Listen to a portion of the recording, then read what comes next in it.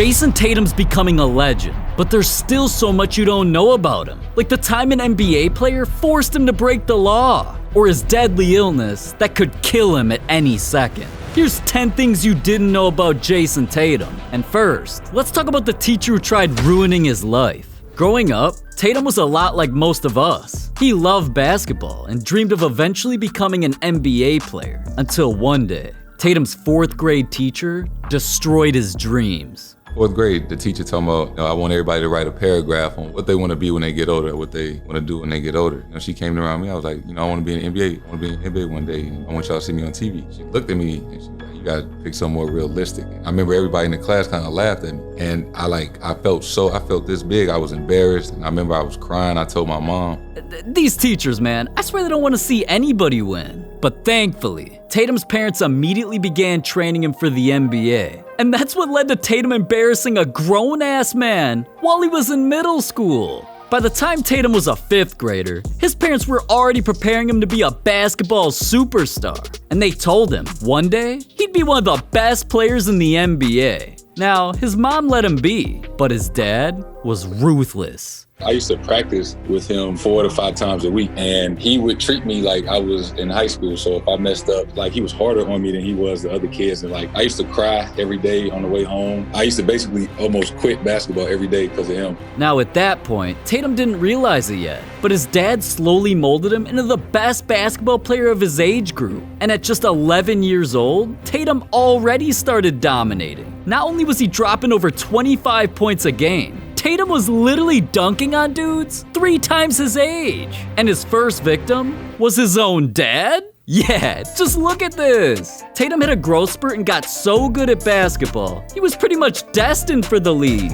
Until an NBA player made him do something illegal. It all started with Tatum's mom. When she wasn't training Tatum for the NBA, she played on a volleyball team and became great friends with her coach, Beal. It turned out, Besta also had a son, Bradley Beal, and even though he was 5 years older than Tatum, once they hung out, they became best friends. We grew up in the same neighborhood. He was 4 minutes from my crib, so I had a perfect role model, a perfect visualization every day of where I wanted to go, where I wanted to be. He was living proof. Now, everything seemed all good until Beal pressured Tatum into breaking the law. At the time, Beal had just gotten drafted to the NBA, so Tatum was learning firsthand what it actually took to get there. But since Tatum was so young, Beal pressured Tatum into doing things he wasn't legally old enough to do. And eventually, Tatum learned the hard way. Brad was the first person to take me to the club when I was 16. He took me to the club a couple of times. My mama found out. My mom cussed Brad out in front of my house one day, you got my son at the club. He still got stuff to lose. Bruh, I just want to know what type of bottles of 16-year-olds popping in the club. These? And come on, Beal. You're really taking kids to the club, but you can't take your team to the playoffs? You gotta get your priorities straight. For real though, Tatum's mom let it go since Beal was literally an NBA player and could help Tatum make it to the league. But when the night came for Tatum's dreams to become reality, it turned into his worst nightmare. Tatum showed up on draft night, anxiously waiting for his name to be called. Because not only did he work his entire life for this moment, he had an opportunity to be selected by his dream team. And one by one, the picks rolled in. With the first pick, the Philadelphia 76ers select Markelle Fultz. With the second pick, the Los Angeles Lakers select Lonzo Ball. But what happened next completely devastated him.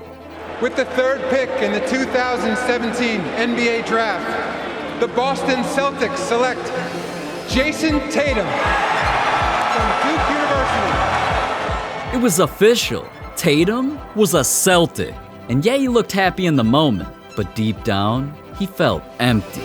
My favorite player, my idol was Kobe, and everybody know that. I didn't like the Celtics at all growing up. I only grew up, I was like, man, I'm gonna play for the Lakers. I'm gonna play for the Lakers. Honestly, I didn't even know where Boston was at. I knew it was on the East Coast, but I never been there. I never thought about going there. And then when I got drafted, I'm like, man, it's kind of crazy. I used to hate the Celtics. Now, all right. Eventually, Tatum accepted his team and vowed to give the Celtics his all. But despite him quickly turning into a superstar, he was about to meet the most embarrassing moment of his life. Tatum started his NBA career signing his own Nike deal. And within 2 years, his accomplishments drew the attention of NBA legends. Cause one day, Tatum's agent let him know that Michael Jordan wanted to negotiate a shoe deal. And, Tatum was stunned that the GOAT even knew who he was. So the decision was a no-brainer. We took a trip to Monte Carlo and Paris this summer, and that was kind of like my introduction to Jordan Brand, to the world, and meeting all the guys. Now, a trip to Paris, negotiating a multi-million-dollar signature shoe deal, and hanging out with MJ? What could go wrong? Well, despite Tatum becoming a great player, he was still a kid, so the nerves kicked in. And that night when he pulled up for dinner, things got ugly. And then that night we had a dinner. Everybody was there, so I remember I'm still nervous, right? So I walk in, MJ sitting down, his wife next to him, but then I walk over to him and my hands start sweating. And I was like, "What's up, Mike?" And when I went to go shake his hand, I knocked over his wine glass on the table and it broke. And I was like, Damn, embarrassing yourself in front of the GOAT? That's brutal. But not as brutal as the time Tatum's son humiliated the Celtics. This is Jayson Tatum Jr., aka Deuce. And you'd think a kid who looks like this is innocent, right? Well, he's actually a monster. Yeah, Deuce is constantly spotted around Tatum, showing up to games and post-game interviews. But behind the scenes, things have been getting violent. And one of Tatum's teammates is suffering the consequences. It's been kept a secret, but when Deuce showed up courtside to watch his dad play, he couldn't help himself and viciously attacked. Deuce is always trying to attack me anytime I come around him, and that's just who he is. We all love Deuce, and he's our guy, so we'll take it. Damn, Marcus, you really in the locker room getting beat up by a little kid? If I were you, I would have kept that on the low, like Tatum's secret ritual. Since Tatum started playing basketball, he studied the greatest players, and one thing he noticed about the best is that they all have a pregame routine. LeBron's chalk toss, Stephen Curry's tunnel shots, Dwayne Wade's rim pull-ups. Tatum knew if he ever wanted to make it to their level, he needed a pregame ritual. But being a middle schooler, he didn't have many options until him and his grandma came up with an idea. Once they started, they never stopped. And Tatum admitted, "I've done it since middle school with my grandma, and it's something that's carried to now. It just wouldn't feel right if I didn't do it. Before every game, I just have to watch HoopFlix. I subscribe because I know they're uploading new videos every week. But also before every game, I look up into the stands and I find my grandma. We know to look for each other before the game. When we make eye contact, I tug on my ear and she'll do the same. It's basically something to let each other know it's time to go out there and give it my all." To this day, he still does that before every game. And cause Tatum strongly believes in superstitions, he thinks his hair is cursed. Yeah.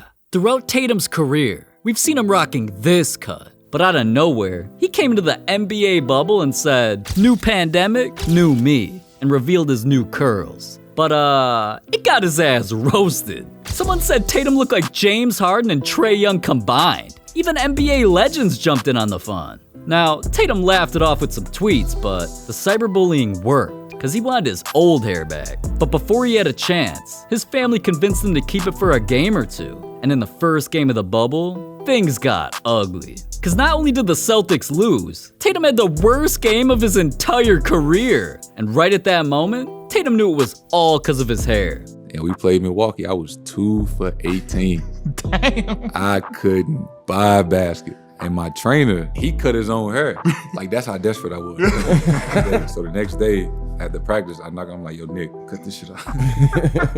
He like, "You for real?" I'm like, "Yeah, yo, I can't." So he cut all my hair off. And what do you know? The very next game after Tatum cut his hair, he dropped 34 points. When I get a cut, I think I'm top 5. Top 5 what? Top 5. But Tatum isn't the only one who thinks his hair affects his game. Even Donovan Mitchell admitted it. But at least Tatum's hair didn't affect him as much as his life-threatening illness. Throughout the pandemic, people suffered all across the globe. And in the NBA, Tatum was one of the unlucky players. Once he got sick, the effects became so intense, it completely changed his life. Not only was he forced out of the NBA for weeks, he never fully recovered. COVID lowered Tatum's stamina, and he struggled with shortness of breath. And ever since he got back into the game, he hasn't felt the same. So he was forced to make a lifestyle change. Like I take an inhaler before the game. Since I tested positive, I never took an inhaler before, but I for sure feel better now than I did a month ago. You gotta feel for Tatum, man. Going through something like that would be tough on anybody. Maybe that's why he's been going so hard recently. Or maybe it came from the most iconic story of his life. When Tatum was a kid, there was one person who inspired him more than anybody. When I was like 4 and 5, my mom always asked me what I wanted to be when I got older. I was just like, I want to be Kobe. Yeah. She's like, you want to be in the NBA? It's like, no, like I want to be Kobe. And when Tatum finally got to meet his idol, Kobe shared some words of wisdom that stuck with Tatum his entire life. How much does being great, being a champion mean to you? What are you willing to sacrifice? And ever since that day, Tatum became obsessed. Once Tatum made his way into the NBA, you could tell he'd been studying Kobe for decades. The man literally shows up to games wearing Kobe shirts. During games, Tatum's seen making the same moves as Kobe and taking the same shots. Hell, Tatum even started wearing an armband because of Kobe. And as Tatum became a superstar, he gained attention from the legend himself. Not only did Kobe break down Tatum's game on live TV, if I'm Jayson Tatum, I'm really good at posting up. I'm really good in isolation. I'm really good at creating opportunities. Kobe saw how effortless basketball came to him and had to invite our boy to a workout. The two planned to meet the next time Tatum was in LA, and right when the plane landed, Kobe gave Tatum some secret advice. Shoot every time. Pass if you have to, but if not, shoot it. Only Kobe, man. But the craziest part was, Tatum went so hard during the workout that he left Kobe wondering why the Lakers chose Lonzo Ball over him. Regardless, that day earned a special place in Tatum's heart.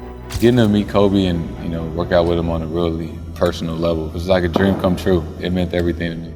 Now at this point, Kobe wasn't just Tatum's idol, he became his friend. And I'm sure Tatum was fantasizing about teaming up one day, until...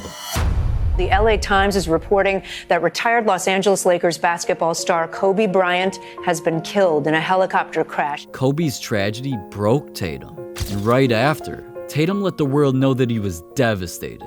A few days later, Tatum's pain was showing during interviews. He was the reason that I started playing basketball.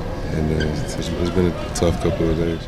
But Tatum knew Kobe wouldn't want him to stay down. So eventually, Tatum decided to commemorate Kobe, reminding everyone of his greatness. The next time the Celtics pulled up to Staples Center, the entire team came out rocking purple armbands for Kobe, and it was all thanks to Tatum. Not long after, Tatum also got inked up for Kobe, combining his famous nickname, the Black Mamba, along with his jersey number. And last but not least, Tatum did one more thing to keep Kobe's memory alive. Tatum traveled to Kobe's birthplace of Philadelphia to adopt a new pet, and he decided on a blue fawn French dog, naming him Bean, Kobe's middle name. Kobe was Tatum's everything, and these gestures prove it. So if Kobe was still here, he'd be proud of not only the player, but the man Tatum's becoming. But Tatum's not the only NBA player Kobe had an influence on. Kobe also made a big impact on Giannis Antetokounmpo, and the story behind those two is even crazier. I know you want to hear more about that, so just click this video right here.